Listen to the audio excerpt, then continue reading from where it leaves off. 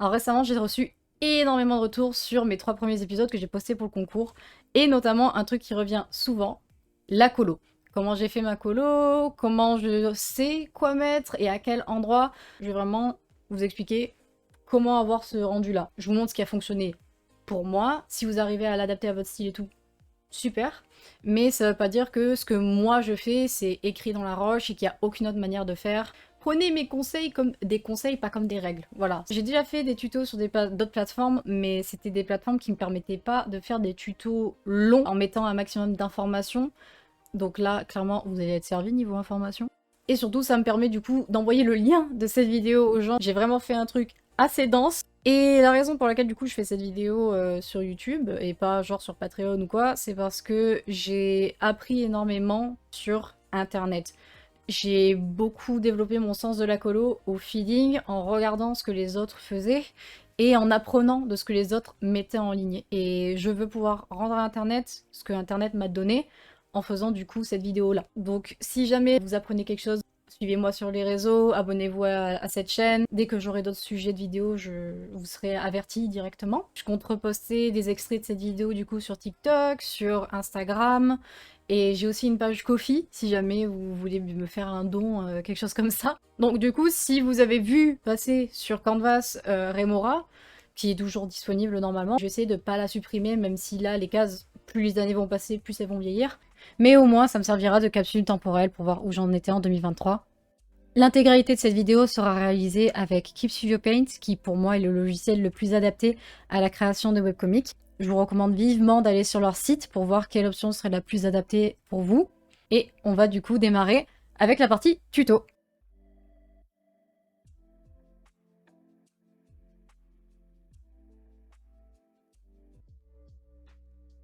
Donc, on va activer les calques un par un. J'espère que vous le voyez voilà, avec ma souris. Là, c'est très léger, mais j'ai juste flouté les bords. C'est pas énorme. Ça, c'est une ombre projetée des arbres. Donc, c'est dans ce genre de moment où je vous dis de prendre en compte le décor dans lequel vos personnages évoluent. Là, vu que j'ai des arbres, j'ai clairement la justification pour pouvoir donner une ombre comme ça qui peut être assez cinématique. Et aussi, parfois, de faire des éclairages de feuilles avec des trous qui peuvent permettre d'éclairer légèrement le personnage. Une fois que j'ai mis cette ombre au sol, là j'avais juste un petit peu modifié les feuilles parce que les feuilles 3D n'étaient pas très belles. Et là j'ai mis, et c'est là où ça commence à devenir intéressant, un calque effet couleur. Il y a toute une liste. Je vous le rassure tout de suite, vous n'avez pas besoin de savoir tous ces trucs-là. Je sais que de dérouler un menu et voir qu'il y a une vingtaine d'options, ça peut être assez impressionnant. Si vous utilisez ces trois-là que j'ai entourés, honnêtement déjà là, vous pouvez faire 90% du boulot. Donc là, j'ai mis à quelques couleurs. Qu'est-ce qui fait le calcul couleur? Si je le mets à 100%, ça ressemble à ça. Et moi, je choisis souvent de le mettre entre 30 et 40. Je vais partir du principe que je voulais avoir un coucher de soleil, donc je sais que l'environnement, il va être teinté de orange, et c'est pour ça que j'ai mis ce truc-là qui me permet de juste teinter la scène. Ça, c'est un calque d'éclat. Le but de ce calque d'éclat, c'est d'avoir des couleurs un petit peu plus saturées et vraiment faire ressortir surtout les effets de lumière et de lumière intense. Si jamais vous utilisez un calque ajouté éclat, je vous recommande vraiment de rester dans des zones sombres de votre roue des couleurs parce que si vous utilisez par exemple du blanc, ça va, voilà, vous voyez comme c'est super clair. Ça peut être utile dans une scène où vous voulez vraiment que ce soit surexposé. Si vous voulez juste faire briller un petit peu le soleil, vous n'avez pas besoin d'aller jusque là. Déjà, on a le fond. Maintenant, on va passer aux personnages qui sont du coup dans ce dossier-là. Là, mes personnages, ils ont vraiment les couleurs brutes, non affectées par le fond. Là, incrustation. Et là, vous pouvez voir du coup, j'ai mis des couleurs brutes de mes persos, mais avec un calque incrustation par-dessus. Ça me teinte tout en fonction de la couleur que j'ai mise. C'est-à-dire que là, si je mets du bleu, ça va me teinter mes persos en bleu. Donc je n'ai pas besoin de deviner, ah, si c'était la nuit, quelle couleur il faut que je pique précisément avec la pipette pour que ça soit accordé et tout. Je n'en ai aucune idée. Alors qu'un calque incrustation va le faire pour vous. Il va faire ce calcul-là pour vous. Là, j'ai mis mes personnages dans l'ombre, donc une ombre orange, encore une fois, vu qu'on est parti du principe que la scène elle allait être baignée de orange. Et là, calque ajouté éclat pour rajouter la lumière. Je vais vous faire un avant-après. Ça, c'est 90% de votre case. c'était de mettre un truc pour les foutre dans l'ombre, un truc pour mettre de la lumière. Et déjà là, vous avez un truc qui fonctionne. Ensuite, le reste, c'est vraiment des petits détails. Là, c'est quelques petites ombres. Ça, c'était encore un truc pour faire rajouter de la perspective atmosphérique. Quelques ajustements de couleurs. Ça, c'était les reflets dans les yeux, si je me souviens bien. Ouais. Un calque ajouté éclat par-dessus tout. Premier avantage avec le fait d'utiliser des calques d'effet, c'est que vous n'avez pas besoin de faire la conversion vous-même dans votre tête. Un autre avantage de ces calques d'effet, c'est que si jamais vous voulez rapidement changer d'ambiance de couleur sans avoir à redeviner tout comme vous le feriez si vous les utilisiez pas, c'est extrêmement facile. Si je veux convertir tout ça en ambiance de nuit, il me suffit de juste changer les couleurs.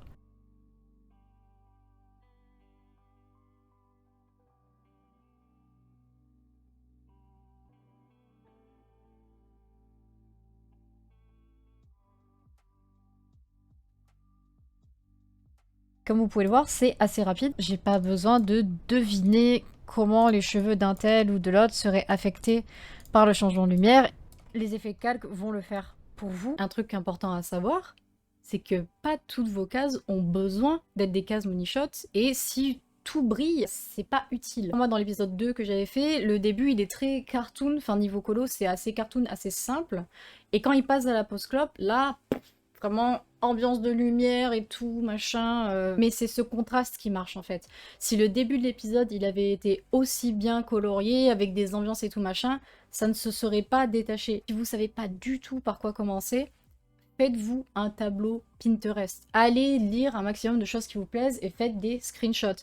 Achetez la version papier de certains trucs pour les avoir sous la main et vous permettre de vous inspirer des ambiances dès que vous avez besoin. Recherchez des inspirations dans des films, sur des clips. Si vous vous concentrez sur la couleur, vous allez la voir de partout. Ce qui peut être utile aussi pour déterminer la couleur d'une case, c'est dans quelle ambiance on est. Est-ce qu'il y a une saison? Est-ce qu'il y a un lieu précis? C'est quoi la météo? Quelle émotion ressentent les personnages que vous voulez faire quelle émotion ressentent les personnages que vous voudriez transmettre au lecteur? On va passer à l'application. Je vais colorier chacune de ces cases et on va prendre une ambiance par personnage. On va partir sur une ambiance un petit peu dorée, un petit peu de fête. Mon but, ça va être d'arriver à reproduire cette colo-là que j'avais fait pour ce personnage-là. Donc je vais vous redémontrer comment j'ai fait pour arriver à ce résultat-là et on va essayer de s'en rapprocher un maximum. Déjà, ce que j'ai fait, c'est que j'ai enlevé les ombres que j'avais placées parce que du coup, ce personnage est complètement dans l'ombre, donc ça ne sert à rien d'avoir des ombres sur le visage. Ça va juste complexifier la colo pour pas grand-chose. Déjà, initialement, paf, je sais que ça va être une lumière vue derrière, donc on le met dans l'ombre. Le plus nécessaire là, c'est le fond. Il faut d'abord avoir le fond pour que votre œil soit habitué aux couleurs que vous voulez utiliser. Donc là, on va partir, du coup, je lui fais un dégradé et je vais mettre une ville. Je sais que j'ai une broche ville. Où est-ce qu'elle est? Hop.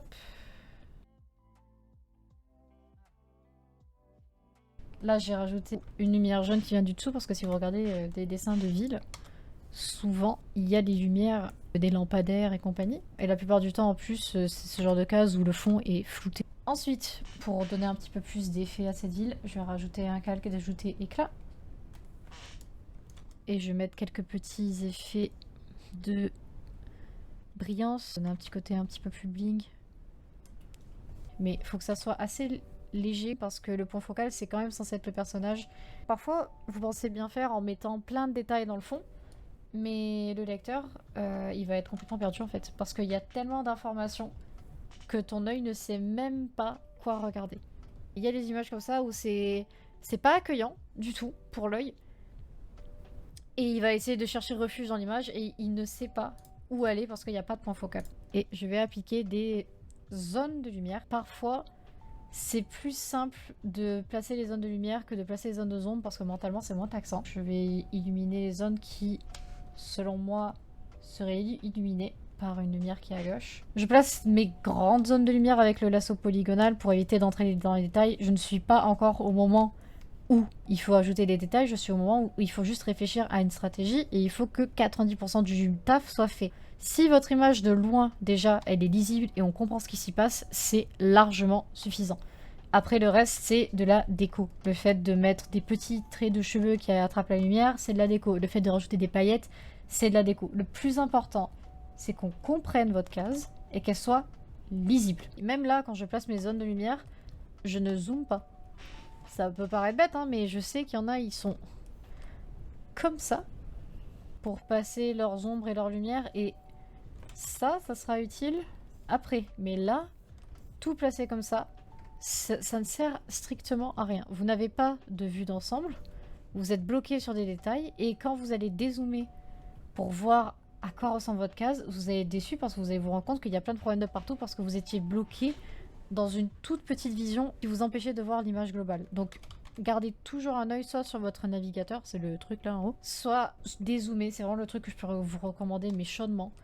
Arrêtez de zoomer à fond quand vous travaillez parce que ça ne sert à rien. Ça ne sert à rien de zoomer sur les tout petits cils pour vous assurer que les cils seront jolis. Quand on va lire, on ne verra pas ces détails-là. Faut être réaliste. On ne les verra pas. C'est tellement loin, il n'y a que vous qui les voyez, il n'y a que votre ego qui les voit. Le lecteur ne les verra pas.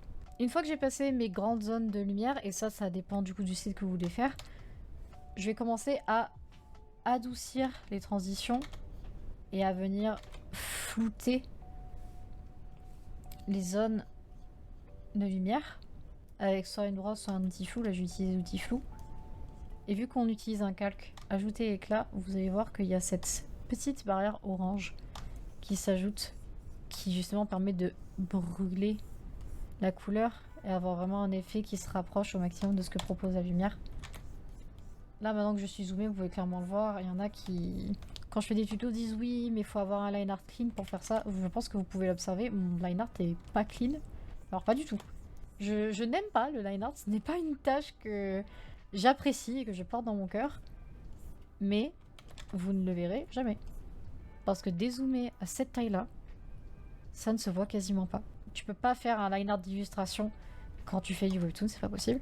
Et la plupart du temps, les gens ne sont pas du tout occupés par le line art, ils sont occupés par la couleur. C'est pour ça que moi je préfère passer plus de temps sur la couleur que sur le line art.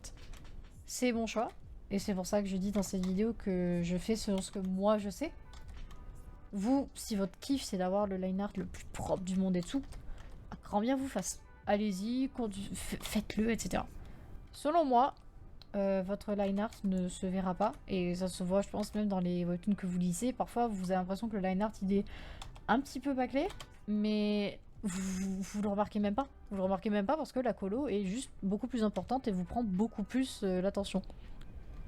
Donc voilà, là j'ai mis ma lumière. Je vais atténuer un côté.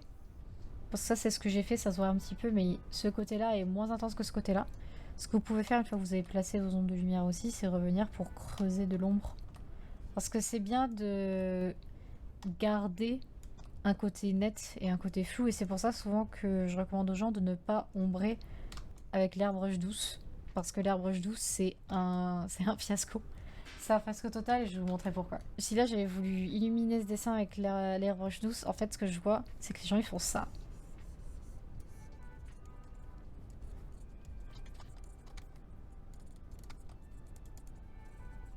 Voilà. Souvent, ce que les gens font, c'est ça. C'est qu'ils prennent la brosse douce et qu'ils en mettent un petit peu de partout. Et je suis au regret de vous annoncer que c'est moche.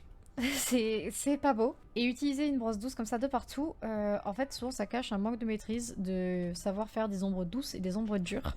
Et c'est pour ça que ce que je recommande plutôt, c'est de placer toutes vos ombres avec un truc dur. Et on peut pas faire plus dur qu'un lasso polygonal qui a des frontières extrêmement nettes. Et après, vous-même créez vos transitions de couleurs pour être sûr que vous gardez quand même cet effet de maîtrise et des ombres qui sont pas forcément toutes floues, parce qu'il y a des ombres et des lumières qui méritent et qui ont besoin de garder un minimum de netteté, sinon votre image n'est pas très agréable à regarder. Donc encore une fois, évitez de faire ça, essayez d'apporter quand même de la variété dans vos ombres et lumières. Alors maintenant qu'on a ça, je pourrais colorier le line art. Je n'ai pas envie de le faire parce que c'est pas dans mon style et je pense que ça me ralentirait. Mais par exemple, vu que lui c'est un personnage blond, vous pourriez clairement sur le line art avoir un calque qui permettrait d'éclaircir les cheveux. Ça, c'est surtout valable pour les personnages qui ont des cheveux qui sont clairs. Pour que ça soit plus lisible et parfois plus élégant, selon votre style, n'hésitez pas à colorier certaines zones du line art. Je sais qu'il y en a qui colorient les endroits où il y a de la peau, les endroits où il y a des cheveux, les yeux aussi, qui font pas forcément un line art noir autour des yeux. Moi, honnêtement, ça va... Je trouve que ça me fait perdre de temps, et quand je regarde ma référence principale qui est White Blood, le line art est toujours noir. Mais il est vrai que prendre le temps de le colorier un petit peu, c'est toujours plus accueillant, plus charmant. Voilà, ça c'est une info, vous la prenez, vous la laissez. Ensuite, une fois que j'ai ça, ma prochaine étape, ça va être de mettre un calque d'incrustation au-dessus de tout pour donner encore un effet de brillance, pour donner encore un effet d'ambiance. Donc là, voilà, je vais mettre... Là, pour le coup, j'utilise une brosse douce parce que la lumière, c'est quelque chose qui est diffus. Là, du moins, j'utilise une lumière qui diffuse.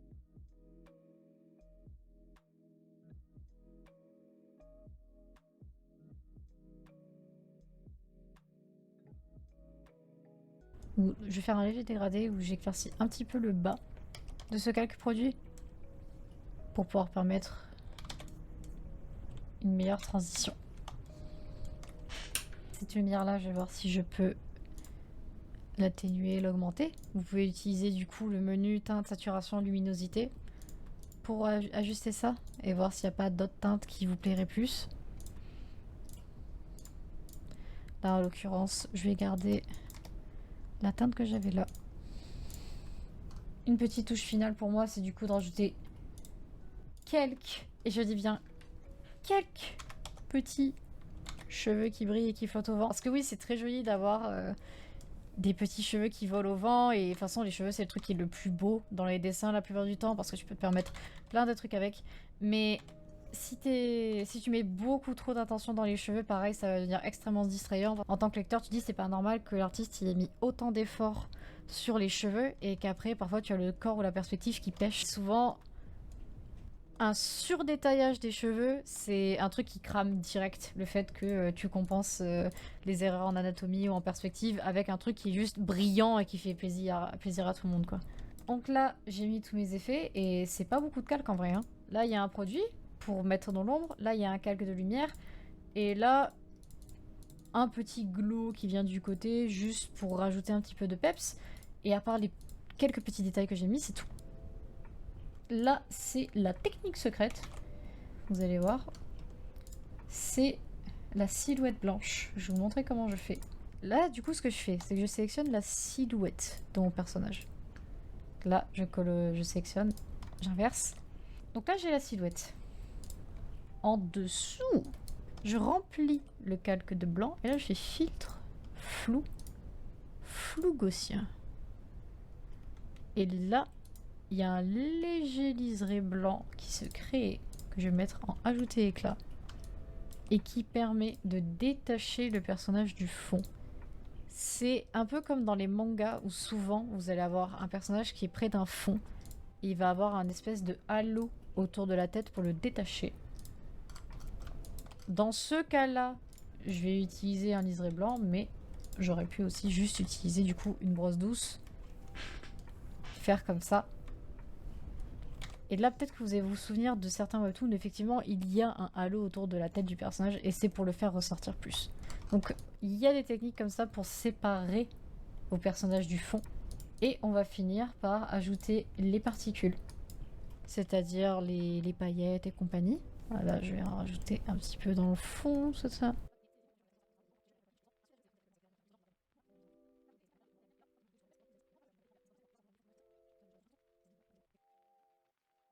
Et là, j'ai rajouté du coup quelques particules. Bon là, clairement, c'est une case qui est chargée avec tous les effets de lumière que j'ai mis. Et si parfois vous trouvez que votre case est chargée, vous pouvez fusionner tous vos calques et le flouter. Comme ça, comme ceci. Ce qui permettra au lecteur de vraiment se concentrer uniquement sur votre case. Et malgré le fait que votre fond il soit flouté, ça suffira amplement à avoir une immersion dans la case. Là, je vous montre le résultat final. Et la dernière petite technique que je peux vous proposer, si jamais vous n'êtes pas sûr de vos niveaux de sombre et de clair, vous pouvez utiliser un calque courbe des teintes et ensuite jouer avec la courbe pour vous la faire fonctionner selon vos envies. Un calque courbe des teintes. Et avec ça, de faire souvent cette forme de S, je vais l'exagérer pour que vous compreniez, mais de augmenter les clairs, parce que toute cette partie-là, c'est par rapport au clair, et tout ça, c'est par rapport au foncé. Donc plus ce point-là est bas, plus ce qui doit être foncé sera foncé, et si du coup, si je fais l'inverse, ce sera clair. Et idem ici, où tout ce qui est clair sera clair, et là, tout ce qui sera clair sera foncé. Quelle horreur à l'aide. Faire ça comme ça, là déjà, on a un effet beaucoup plus doré. Et si jamais ça ne vous suffit pas, vous pouvez rajouter un calque balance des couleurs, dans calque, nouveau calque, balance des couleurs. Et là, pareil, vous avez les ombres, les demi-teintes, la surbrillance, et vous pouvez modifier l'ambiance de chaque truc. Voilà, c'est des ajustements de couleurs qui sont faits du coup avec des calques d'effets. Donc voilà, ça c'est la case numéro 1. On se rejoint juste après pour le reste des cases. Je vais garder le petit truc des calques à côté. Du coup, une fois que j'ai fini la première case avec le personnage blond, avec une ambiance plutôt dorée, etc. Là, je vais passer plutôt à une ambiance de nuit. Il y a un truc qui s'appelle la nuit américaine. Et c'est utilisé dans le cinéma pour pouvoir faire des scènes de nuit. Parce que si je voulais vraiment faire une scène de nuit, bah, ce serait juste complètement noir, complètement décoloré et on ne verrait rien. Et c'est pareil dans les webtoons. Si vous regardez des scènes de nuit, c'est des scènes qui sont bleues. En tant qu'audience, on a compris que c'était du scène de nuit, donc c'est pas très gênant, il n'y a pas besoin de s'inquiéter par rapport à ça. Là, ce que je fais, je prends des lumières à laquelle j'ajoute un effet de flou cinétique. Je rajoute de la foule et j'ai décidé d'avoir une lumière assez forte qui venait du haut pour pouvoir éclairer le personnage. Pour être sûr de ne pas faire n'importe quoi au niveau des ombrages du visage, j'ai mis un modèle 3D à côté pour pouvoir m'assurer que les zones correspondent à ce que je suis en train de faire actuellement. On va passer du coup là à un éclairage qui plaît beaucoup aux gens, c'est l'éclairage sous les feuilles, où votre personnage est entièrement mis dans l'ombre, et c'est les trous entre les feuilles qui vont vous permettre de donner de l'intérêt au personnage. C'est un éclairage qui est assez dur à caler, parce que c'est pas toutes les scènes qui vous permettent d'être sous des arbres pour avoir les beaux reflets, mais c'est quand même un éclairage assez mignon qui m'avait été beaucoup demandé. Ce qu'il faut surtout retenir, c'est que il faut mettre quelques petits éclats de couleurs et pour que la frontière ne soit pas trop dure. Et là encore, j'utilise du coup une brosse pour les trous de lumière qui est disponible sur le Keep Studio Asset Store gratuitement. Après, une fois avoir utilisé cette brosse-là et avoir utilisé un calque densité éclat, ajouter éclat, c'est d'utiliser un filtre flou gaussien pour que du coup la frontière soit un petit peu plus douce. Et ça permet du coup d'avoir une image qui est un petit peu plus réaliste. Ensuite, je passe du coup à un coucher de soleil. Je voulais pas mettre une lumière trop intense parce que jusque-là, j'ai fait que des apats de couleurs au lasso sur la plupart de mes images. Là, je voulais utiliser une brosse douce pour pouvoir faire la majorité de l'éclairage. Parce que malgré le fait que je vous ai dit, c'est pas bien d'utiliser la brosse douce, selon l'ambiance que vous voulez faire, vous pouvez le faire. Et là, par exemple, je veux vraiment une lumière diffuse, une lumière qui provient limite d'un coucher de soleil ou d'un reflet venu du dessous. Et j'ai évité d'utiliser des zones vraiment trop plate, à part pour avoir une ambiance un petit peu plus posée. C'est du coup une scène en intérieur, un petit peu plus sombre et plus désaturée que le reste, parce que je voulais montrer que pas toutes les scènes ont besoin d'être sursaturées et pas tout a besoin d'être extrêmement coloré, parce que là, clairement, je suis dans les exemples les plus exagérés. On peut aussi faire des scènes monochromatiques qui fonctionnent très bien. Dans les tutos de colo, il y a souvent un exemple où c'est juste une légère rainure de porte qui éclaire le personnage, et là, je voulais faire pareil avec du coup des volets. Et là, si je mets mon image en noir et blanc, vous pouvez voir le but quand vous faites une scène, c'est que de loin, on comprenne quand même ce qui se passe. Si votre image, on ne la comprend pas en noir et blanc, on ne la comprendra pas non plus en couleur. Je vais vous le prouver tout de suite. Là, j'ai mis du coup les deux images l'une à côté de l'autre. Certes, avec nos yeux humains, on arrive à comprendre ce qui se passe dans la scène, mais là, on y arrive beaucoup mieux. Au cinéma, par exemple, quand vous avez des plans qui durent parfois 2 secondes, voire moins, il faut qu'il soit le plus clair et le plus compréhensible possible. Si on prend du coup ces deux images-là et qu'on fait une correction de niveau avec calque, nouveau calque, correction de niveau, là j'étais sur l'image de gauche et ce qu'on peut observer c'est que les niveaux, ils sont concentrés de ce côté-là. Alors que si je fais la même manip sur cette image-là, on peut voir que là c'est distribué de manière beaucoup plus proportionnelle. Si vous voulez gérer les filtres de vos dessins, vous pouvez le faire également là. Et ça, c'est le premier truc qu'il faut faire, c'est faites attention à vos contrastes. Et vous pouvez mettre toutes les couleurs que vous voulez. Pensez surtout à bien détacher vos éléments. Pensez bien à faire une silhouette sur vos persos pour pas qu'ils soient perdus dans le fond. Après, je vais être cash avec vous. Là, je vous ai montré comment mettre les jolies couleurs. Et on aime tous les jolies couleurs, c'est évident. Mais ça suffit pas à carrer votre dessin. Il va falloir aussi faire la partie chiante de dessiner, c'est-à-dire réviser les fondamentaux, réviser l'anatomie, réviser les volumes en 3D. Donc du coup, si vous voulez faire un webtoon, que ce soit pour vous ou de manière pro, il faut partir d'un principe, c'est que les gens, ils vont pas vous faire de cadeaux du tout. Les webtoons coréens, c'est des trucs qui sont faits en équipe, c'est des trucs qui sont faits à la chaîne, et en tant qu'auteur individuel, non, on peut pas rivaliser avec une équipe de 5 personnes. Par contre, ça, le lecteur, malheureusement, ils s'en foutent. Ce qui les concerne, c'est le rendu final. C'est une réalité à laquelle il va falloir vous y faire. Il va peut-être falloir faire des concessions avec votre temps, votre argent, si vous engagez des assistants, des choses comme ça. Donc peut-être que de faire du webtoon, l'idée vous plaît, mais peut-être que en termes de rythme, c'est pas fait pour vous. Et ça, c'est pas grave, mais rendez-vous en compte le plus tôt possible. Parce que si vous vous en rendez compte trop tard, après une tendinite, après un burn-out, ou je ne sais quoi d'autre, autant prévenir de la chute et autant admettre que ce n'est peut-être pas fait pour vous et que vous sauriez mieux vous épanouir ailleurs. C'est des styles très simples, mais qui parfois cachent beaucoup de trucs derrière.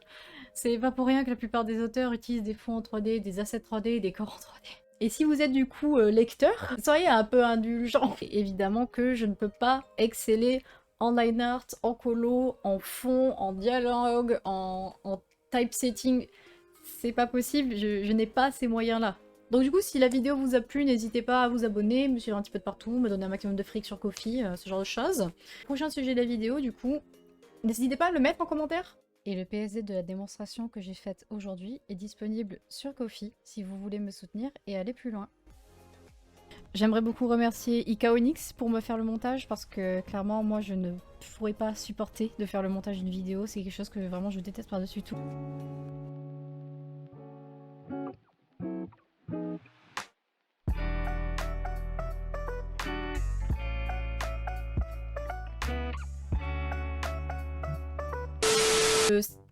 C'est... Vous les habillez... Vous... Et...